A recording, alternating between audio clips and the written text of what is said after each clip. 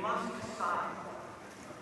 Are those words that Abraham Lincoln spoke, and they have no relevance or meaning on us today? America is at a crossroads, and today we must decide, who are we? What is it we believe? We must advance or perish. I choose advance.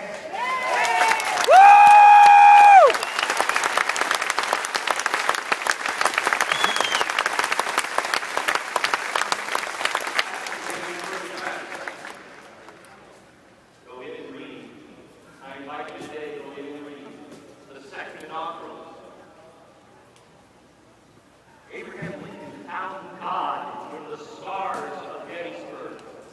He was baptized and gave the second inaugural. He looked to God and set men free.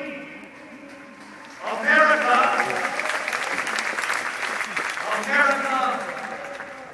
awakens again.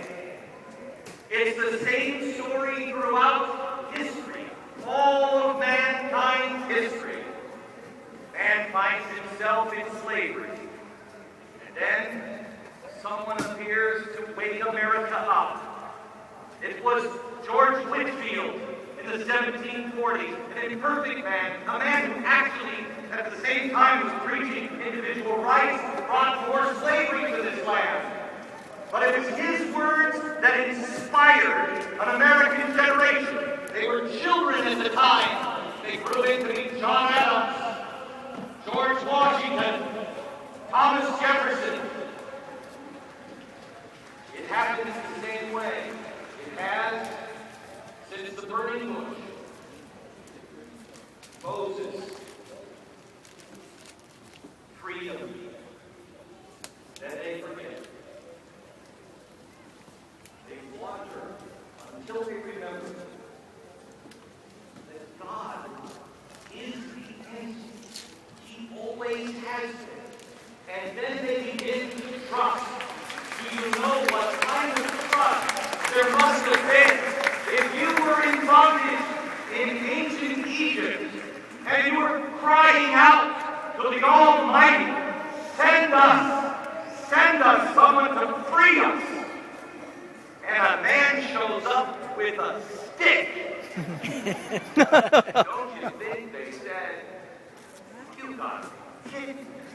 The all-powerful, the almighty, and he sends a man slow of speech with a stick. But look what that stick and that man did.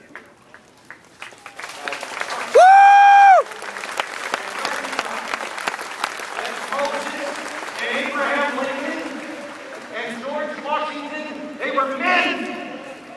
They were just like you. They just picked up their stick. I think I can relate to Martin Luther King out of all of these giants. I can relate to Martin Luther King probably the most because we haven't carved him in marble yet.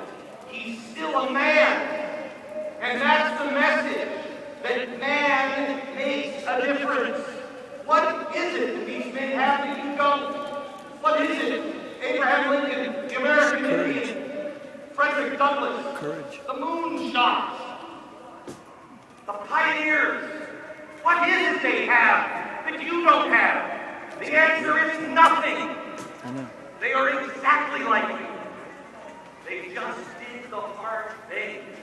They just decided not to see themselves in any other way other than, oh crap, I gotta cross the mountains? Ask yourself, would you have crossed the mountains? I think I would have been stuck at the first river.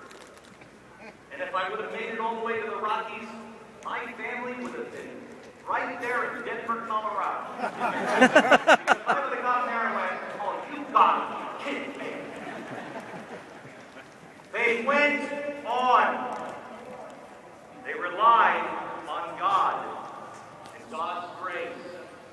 America is great because America is good. But that's not the entire story.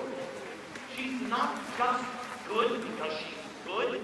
America is only what we choose her to be. We, as individuals, must be good so America can be great.